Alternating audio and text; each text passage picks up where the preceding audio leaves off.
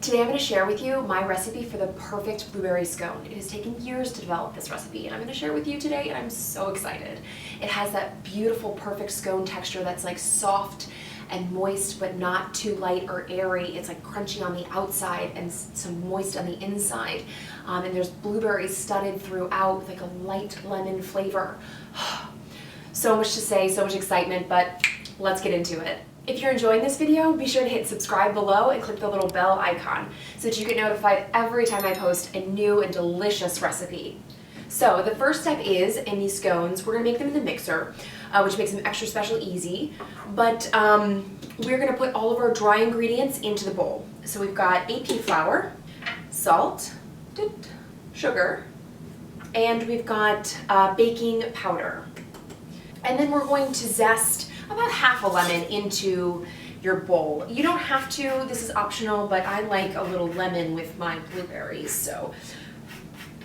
Okay, we can set that aside. And then we can just kind of whisk that, by whisk I mean use your paddle. And then you're gonna put all of your butter, it's cubed and cold, into your mixer. And then we're gonna mix this on low until it is completely cut in. So no like chunks of butter that are visible. You'll notice that the color of your flour will change. It will look a little bit more kind of light yellow from the butter, and that's when you know you're good. So it's gonna take a minute, so we're just gonna put that off to the side and let it do its thing. In the meantime, we are gonna combine our wet ingredients. I find it easier in scones to combine all the wet ingredients rather than trying to get them to combine in the mixer, because then you're going to end up over mixing your dough, and that's sad. So we've got eggs, heavy cream, and vanilla, and then we're just going to go ahead and whisk this. You can use an immersion blender, also a great option. In large batches, I absolutely do, because it's so much faster. So now all of those are incorporated, and I'm going to put them back into here just for easy pouring. So we'll just go ahead and check in on our dry ingredients. There are very large chunks, so I'm just going to keep that going. If you don't cut the butter in completely, then you won't really have enough liquid to create the scone dough.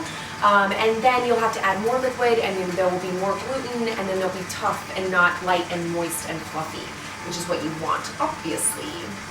So you can tell, like, when it looks kind of like sand, like wet sand, that is when you are ready to add your wet ingredients.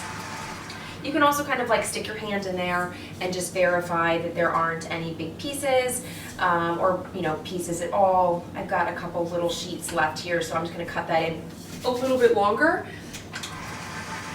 It's probably going to take, honestly, like 8 to 10 minutes. It depends on your mixer and your bowl and your paddle attachment shape, but honestly it takes forever. So go do something else. We'll check back. Oh, she's finally ready. So I'm going to add my dry ingredients with the mixer running. You can do this by hand as well, but honestly I feel like it is actually almost better in the mixer.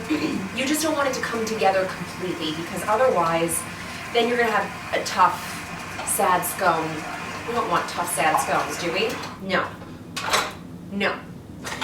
Okay, so we've got, it's kind of, there's still visible flour. This is not done, okay? I'm going to finish it by hand because I want nice, delicate scones. I am very picky about my scones. So turn that out onto your bench. And you're going to kind of squeeze it until you have a nice, you can knead it if you like, but just be really gentle and careful. And we're going to start adding our blueberries. You can do this in the mixer if you like, but I find that it is, you're going to end up with popped blueberries. Oh my gosh.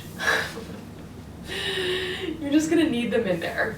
Not like aggressively, okay? We want to be nice and gentle to it, but this will keep them from popping like now. And here we have our scone dough.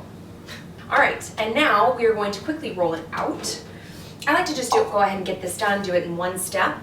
You can chill it if you'd like, if you know, felt like maybe you were a little aggressive with it. Try and keep it in like, you know, a square or like a rectangle shape. I like to make it like, you know, probably about 1/2 inch thick. I like fat scones. Take your bench scraper. I'm gonna do nice big ones. Okay. And then each of these I'm gonna cut in half again. He's gonna join his friends. So then I'm gonna take, in my triangles, I'm gonna put them on parchment. Oh, these are gonna be great, guys. Ooh-wee, ooh-wee. And I'm just, obviously, those were the rounded corners, and I've just made perfect shapes with them. And I'm going to take those scraps, and you can roll them together one more time, as long as you're really nice and gentle and loving, okay? Which we always are here. And I'm just gonna press it into a shape. You know, like, no one's gonna be like, oh my gosh, I got the janky scone. No, they're gonna bite into it and they're gonna be like, oh my gosh, the best scone of my life. You know what? Everybody's hating on him, but I'm stoked about him. I'll put him over here. So I'm gonna cover these up with plastic wrap, and I'm gonna pop them in the fridge, and I'm gonna let them chill probably like an hour, or, you know, you can actually freeze them unbaked and then bake them from frozen. Oh, delightful. But I'm not gonna do that, I'm just gonna chill them. And I'm gonna preheat my oven to 325 convection. And then we are gonna get ready to have breakfast. Our scones have chilled completely and they are ready to bake. That was very dramatic. We're just gonna bake them on this parchment that they're already on. I'm just gonna make sure that they're spread out and not going to puff into each other, because there would be nothing worse than that. So before I bake my scones, this is optional, but I say more is more, and we're already in it, right? So I'm gonna go ahead and brush the top of my scones with heavy cream. If your scones are frozen, again, remember I said you could do that. If you're baking them from frozen, then your cream is going to set on top, and you're gonna want to kind of work in batches, or your sugar's not gonna stick. So, okay, wonderful. You don't wanna add so much that they get, you know, wet.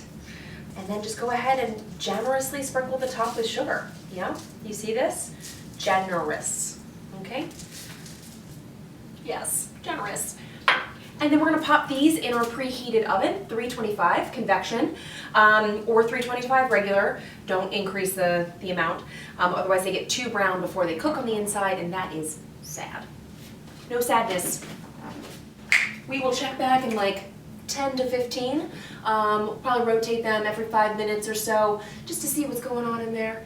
I like to keep my eye on them. No dry scones. There will be no dry scones here. No. And our scones are out. They baked about 15 minutes, and you just want to make sure that they start to get golden brown, and that they feel set in the center, so not doughy, but kind of have resistance when you touch it. And that is how you know that they're done. And then you let them cool. Or if you're me, you just eat them now. Oh, but they are beautiful. Oh my gosh, the blueberries. Oh, I am so ready. It is time to try. Let's do this one. Yeah. Do you see this? Oh my gosh, it is gorgeous. I'm just gonna break into it. Oh my gosh. Do you see the inside? I like a nice, dense, and it's still soft and moist scone. More like an English scone, and not kind of light or airy like a biscuit or anything, or cakey in any way. But this is just, oh my goodness gracious, I can already tell it's gonna be amazing. The perfect texture. It's soft and moist. With all that fresh blueberry flavor, a little hint of lemon from the lemon zest we added. It's like a little crunchy on the top from the sugar. Oh, this is perfection. Perfection. Oh yeah. More.